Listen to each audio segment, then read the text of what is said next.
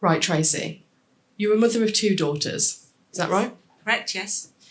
But they weren't always 2 daughters. And you've had a journey over the past decade, which you've been brave enough to put in writing and come and talk to us about today. So tell me about that 10-year journey and where it started from. Well, in 2014, when Ellie came to me, she was 17, going on 18. She told me very calmly to sit down and she'd got something to tell me. So I sat down and she explained her need to transition from male to female and told me about her mental issues, anguish that she'd had, her body dysphoria. I tried very hard at that point to stay calm, but the only way I can describe it is I almost stopped breathing, I think. And I was like a swan. I was very, very calm on the surface, trying to focus what Ellie was telling me, trying to understand and comprehend what she was telling me. But there were so many emotions that were going through my mind. And honestly, I was in shock. What? Because of what she disclosed or because of how you were feeling? Because how I was feeling. It was a firestone of emotions that was going through me. Obviously shock because I wasn't expecting that to be what she was going to tell me. Other things were going through my mind, but that wasn't one of them. So I was a bit in disbelief. I was in sadness because I could see this was going to be difficult and it was going to change our way of life. There was also some resentment because I thought, how is this going to affect me and my relationships? That's interesting. So you started with how it affected you. Yes. As a mother, how did you feel about that? Shame. So that brought shame because that was my first response. But the overwhelming emotion that I had then was fear. Absolute overwhelming with fear. Fear of? Not knowing the answers, not knowing how to control the situation that I found myself in, and fear for Ellie and for how her life would be more difficult. So let me just take you back to, it sounds like it was very much focused in on yourself from something that one of your children told you. And you just said fear there. I think a lot of us fear any conversation that we have inside, outside of work with children, adopted children, furry babies, whatever it might be. Yeah. So what did you do at that point? You've got a child in front of you that's disclosed something and it sounds like you were quite self-centred at that point. I was self-centred because I was in a position of I knew better and Ellie didn't. So that's where I was. How would she know that was correct? She hadn't got out in the real world, hadn't had a job. So I was very much from a place of negative response, not rather than positive response. And I didn't realise until many years later that those responses were coming from limiting beliefs inside me, from my ego, from societal expectations, from media and misinformation. And they were making me react in a very negative way. And that, in turn, caused harm, especially to Ellie. Tell me a little bit more, because we're going back a decade ago and things have changed. Yes. In some people's opinion, not greatly. In others, in a different matter. But tell me a little bit more about that perspective of ego and beliefs. Were you from a particular belief structure? Did you have people around you that... What was the media telling you? Why well, the media, So the media at that time was, this is a trend. People are just joining it because they think it's a trend and it's fashionable. And it wasn't really that. It was in the news a lot. So that was quite frightening to me to actually think about that. And I think that really fueled my fear that did... and the biggest fear is, what if it's a mistake? What if... she transitions and it's not what she wants. So we all have fear as parents for our child, but it was the world, I think the information that was coming through from news, which often was misinformation. It wasn't true. So that was actually fueling the emotion of fear that I had at that time. So what about currently people can go online, there's international organisations, there's national organisations and charities for children and Yes. adults that are concerned about their gender or are thinking of transitioning or going on a journey. What was there back then? There was very little, and you would Google some information and then very quickly something else came up that contradicted what you actually had found. So it was very hit and miss. Like, I didn't know. There was quite a lot on people who were transgender, but there wasn't anything for parents of how you should be dealing with your emotions as a parent. It's very little, and you're right that there is more now. It does vary from place to place, but it's very patchy. But I avoided going to those communities or joining online or anything because I think the two reasons were, one, going actually to ask for help was too much for me. I was a single parent and run my own business, and I felt I should cope.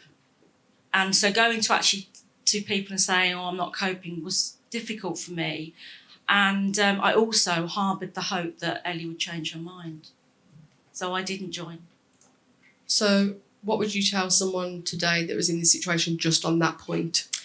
I would say, on harbouring please, the hope or going to ask for help? I would implore anyone to find a community, whatever journey you're going through with your child or friend or colleague, find a community that actually supports you and your child, your friend, your colleague. Because when you actually share your experiences and your worries and your thoughts that you are so ashamed of, it absolutely dilutes that fear, because you realise that you're human, and some of the thoughts that you're ashamed of, other people have gone through the mind. So I would definitely say to actually find a community that can support you. And I'd echo that with anything. Support for mental wealth or physical well-being. Yes. Go and communicate in the best way that you can. Yeah. So I think we'd advocate that for everybody. Yeah. But I'd like to go back a little bit. It sounds like you were in a very negative space, not a lot of support or not willing to get that support. No. So we know where you are today, and we're going to talk about that in a moment. But tell me a little bit more about that journey of how you go from a very negative mindset into a much more positive one. For me, was finally, after 6 years, was finally going and asking for help. Now, I took myself to counselling, but that doesn't suit everybody. But the one-to-one really suited me, because I didn't want to admit that I wasn't coping to lots of people. So I took myself to counselling, and very, very quickly after going through counselling, I became aware of where these emotions were hijacking my mind and then my actions. And I began to understand that they came from limiting beliefs and beliefs that I inherited. And as I continued to grow and become more authentic, I began to step back. And for the first time, I began to breathe again and see what was mine, what was my truth, and what was just noise. And there is so much noise that you can't sort of, like, you just know where to go. So by doing that on one-to-one, I began to understand where my reactions were and why I reacted in that way. And that began to dilute the overwhelming fear that I had, because when you understand how you react, it just seems to dilute the overwhelming fear. And I think that's really brave in answering that question, and also, putting it down in paper. Because I think my mum told me once, she said, "You won't understand what it's like to be a parent. Something bizarre happens. You sort of see their future as soon as they're born. Mm. And then it's a real challenge when it doesn't go the way you thought it would, but why you thought it would go that way." And that was me coming out. And I think it's really interesting sometimes as the child journey or the parent journey or the sibling journey, whoever it is that we love, but to see it shatter someone's dreams almost. I'm not saying that did it for you, but I think it's, from what you've written down in that journey, I think it's the expectations of others and how people are going to perceive you also comes into it. Definitely external expectations and validation comes into it. And I think at the beginning I was concerned about whether I would be rejected. And through my journey, I did end up losing, sort of friends, but gaining new ones that are, the right ones now. So you do end up changing and going through that, and people fall by the way, but they come in, and now it's just great that I think about the journey I went on. But yes, it was really important for me to understand where these emotions were coming from so that I could actually become the parent that I am. I know I'm that parent who loves Ellie, who wants to be happy, who wants to be supportive, and I wasn't. I didn't recognise myself 6 years previously because of the fear. How did Ellie feel about that? Ellie was just amazing. She's the bravest person I know, and she was so calm and accepting of my, what can I say, things that I said wrong. She didn't berate me. She, when I got pronouns wrong and said things, she was so supportive of me. So, but it wasn't until we actually wrote the book together that I found things that I didn't know when we started to write that book. So, yeah, she understood that I was struggling, but she was, I found at one point, she was trailblazing her way. She knew where she was going to go and what she was going to do, and I was running behind her to keep up. So she was great. I was in awe. So tell me a little bit about the transition into, you then went into be a really supportive coach, mentor, best friend, not just mum. Yes. On this journey. Yes. So from that leap of faith of fear of others, fear of assumptions, perceptions, not understanding what this child was saying to you, tell me a little bit more about what you then dive into with Ellie on this journey. Well, as we drove into, obviously, our total support, I began to ask questions that I didn't want to know the answers of before. And I began to ask them and was happy to have the answers, whether they were what I wanted or whether they were, wasn't what I wanted to hear. And I have to be really honest, right up to her first surgery, I asked, as we sat over some pasta in Spain, are you sure? Do you still want to do this? And Ellie just smiled at me, knew where that was coming from a parent who cared, and went, yes. And I went, okay, let's go. So I then started to go to all her consultations. We flew to Spain, to Marbella, and we went there, and we actually had quite a good journey along the way. Once I actually was all in, and I grew as a person, and she grew as a person. I remember one story when we went to Marbella. We drove down to Puerto Banús and stayed overnight, and I drove all the way down because we were up in Alicante, and we went to the apartment, and I said to Ellie, after I'd driven 5 hours, I'm going to pop upstairs for a Cosmopolitan or two. And I sat up there talking to some people, and they're saying, oh, why are you here? And I said, oh. And at that point, Ellie had flown in on her passport, so she was previous gender. And I said, oh, I'm here with my son. I didn't actually say why I was here. And I stood there, sat there, the second Cosmopolitan, and I stood up, and this woman walked in with flowing hair and a dress. And I looked up and I looked again, and she looked beautiful. And it was Ellie. And I could see this woman sitting next to me going, just looking at me. I just didn't explain. And it was such a lovely story. I remember it so clearly of where I was with Ellie at that point. So I began by saying you're a mother of 2 daughters. How's that relationship with your other child in relation to this journey? Good now. Obviously, difficulties. My other daughter found it difficult, as I expected to start with, and I think more for external validation and what her friends were going to be. But now, extremely supportive. She's in the fashion industry, and she comes up and takes Ellie shopping and decides what she's going to wear. So really, really good. And another story, I can remember us all being in the changing rooms and having to get another size, and Ellie shouting, "Can you get me a 6?" And Ellie, Amelia and I looking at each other and going, what? How can she eat all those crisps and whatever? And she's a 6. And I remember that very clearly at my other daughter's graduation. Okay. So you mentioned about pronouns, but Yes. What are top tips for some people going through any journey of change with someone that they love?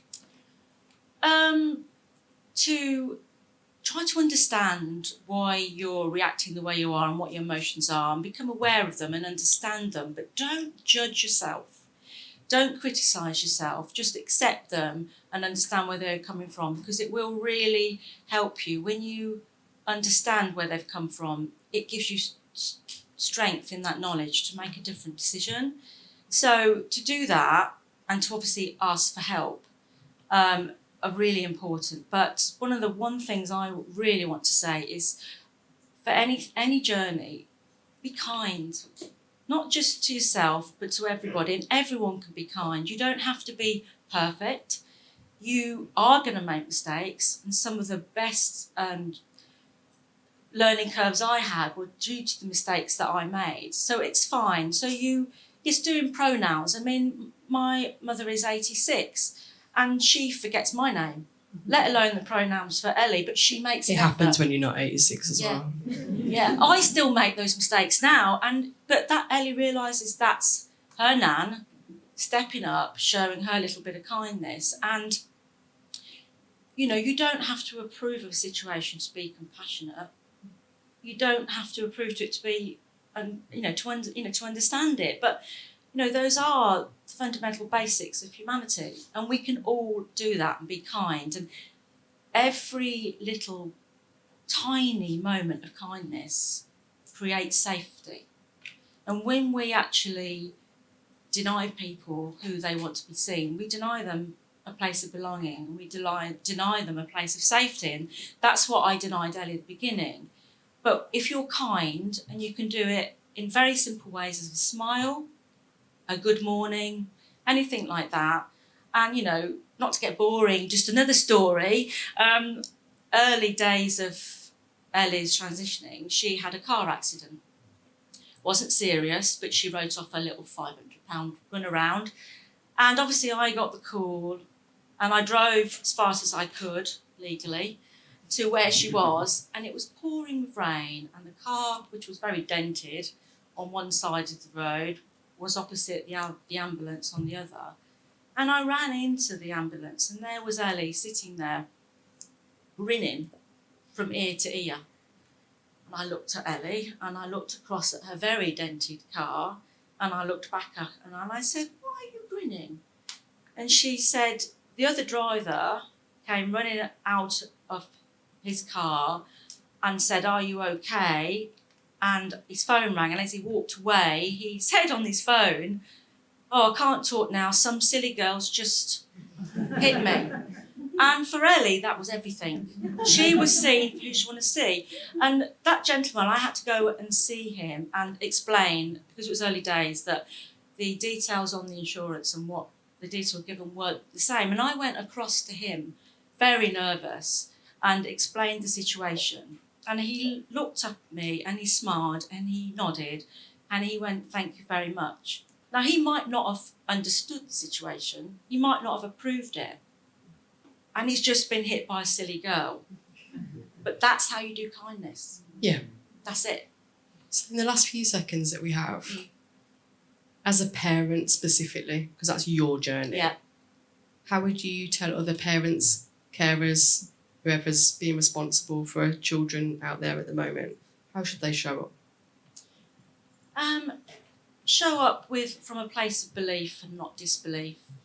And you can, and if a parents out there are scared, and we're all frightened at the moment of what's going on in the world, if you can understand why you're reacting, you can move from where I did, from harm to healing, from reacting from negatively to reacting positively, and move from love to fear.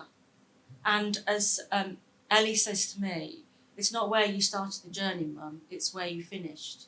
And I finished my journey witnessing my child blossom into the beautiful daughter that she was always meant to be.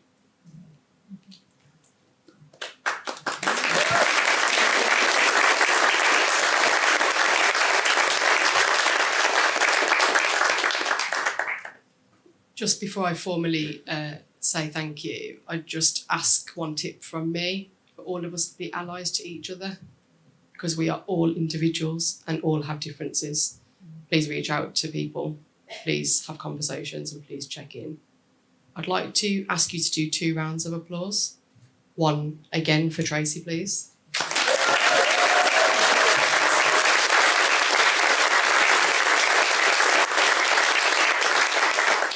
And I hope you're all able to stay for the Q&As at the end of the day, because we're going to be inviting Ellie onto the stage if you'd like to ask her any questions. She's in the audience, so a round of applause for sharing her story too.